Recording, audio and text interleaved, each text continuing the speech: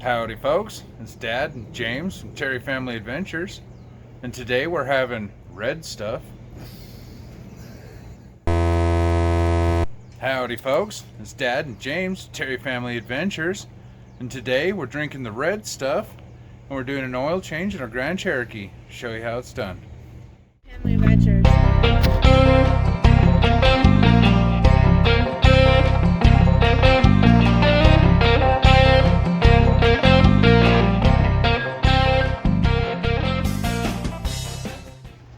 So the first step in doing an oil change or fluid change of any vehicle is to always make sure that you can get the fill cap off before you release the drain plug. That way you can make sure you can put fluid back in it before you let the old fluid out. Now's a good time to find out. On these, for the oil filter, I have this little access door right here. And granted, the oil filter is right there. It's just slightly ridiculous. We're not going to go through that hole. This whole cover literally just pops up off of here, and then we can get to it a lot easier from here. Before you take the drain plug out, like I said, make sure you can get the oil cap off. But it's also a good idea to remove the oil cap so that you don't have like pressure or anything in the engine holding the oil back from draining out. And then it also, just helps, like there's no resistance. It doesn't have to suck air or anything through the drain plug to drain out. So this gives it a nice push on the back so that we can drain it out real good. Now that we're under the Jeep, we're going to look for our oil pan, and it's right here. And on this particular model, our drain plug right here is pointing towards the driver's side of the vehicle.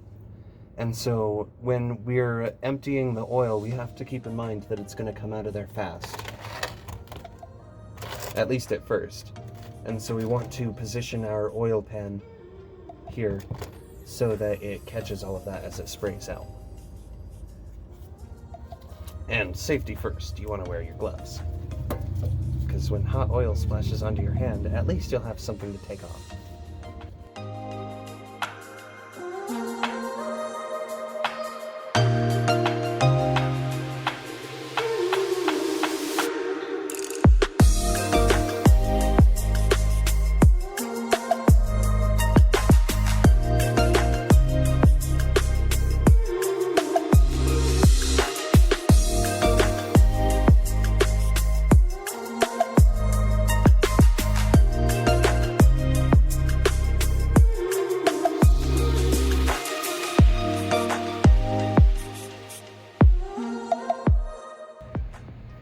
Alright, I got my handy dandy oil filter here.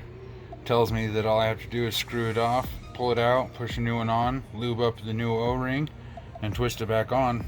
I've never done one of these cartridge style oil filters before, so we're gonna see how it goes.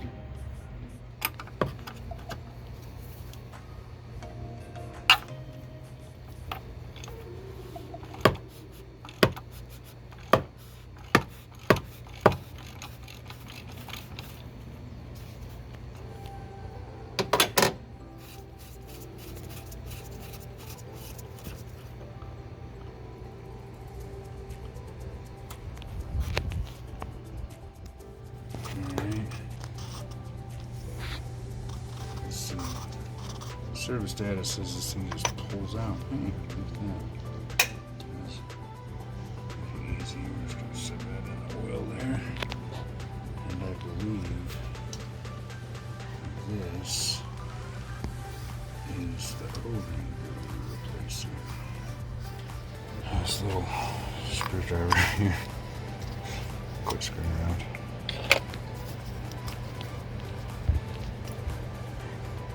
What do you mean quit screwing around? You just grabbed a screwdriver. I said, nice. I said I was going to quit screwing around. And now you got me giggling so hard that screwing around's all I got. Alright, so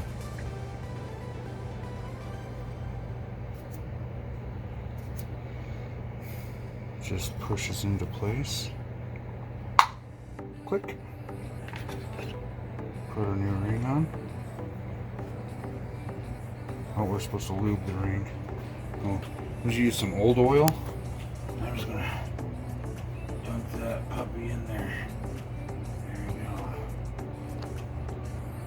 She's all lubed up. Put her on there. You gotta make sure you lube up the ring, so that way it makes a good seal. And put this thing back in.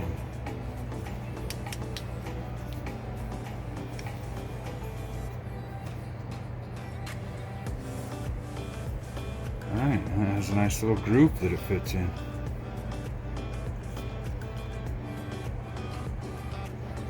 And it just fits in that groove.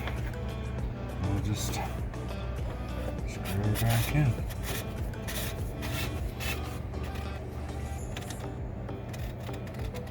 Alright, well, we've got James underneath there, and he's put the plug back in. Say hi, James. Hello. Alright, our plug's back in and we can start filling it up with oil.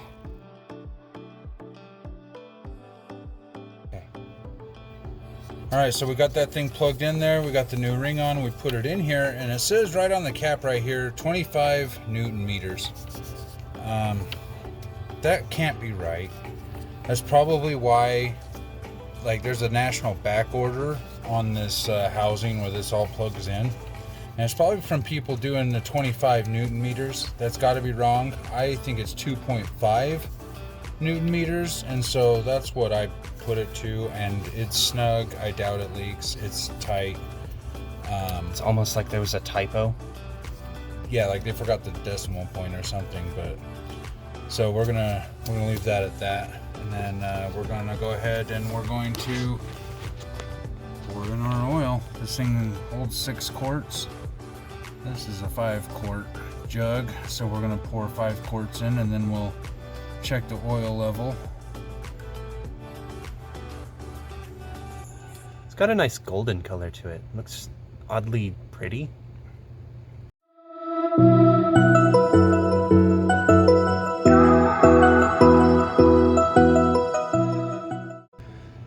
When we're ready to check the oil, do we have to give it a minute to permeate, or do you just check right away?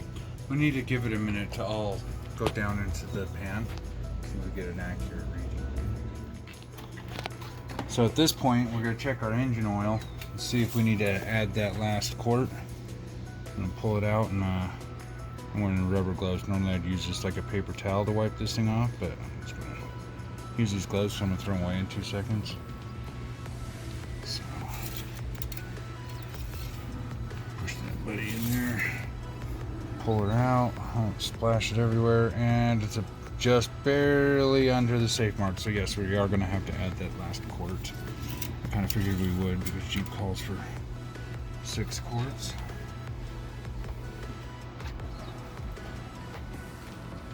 Today we're being Valvoline fanboys, not a sponsor.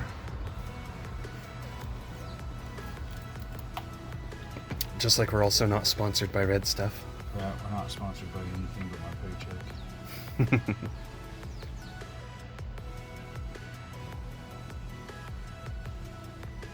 Glug, glug, glug, glug. Just imagine trying to empty oil like that. You know how splashy that would be?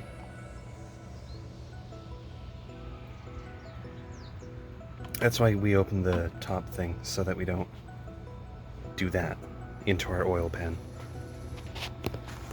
Alright, well, there you go. We gotta put our 710 cap back on, and we'll be good to go. Thanks for watching.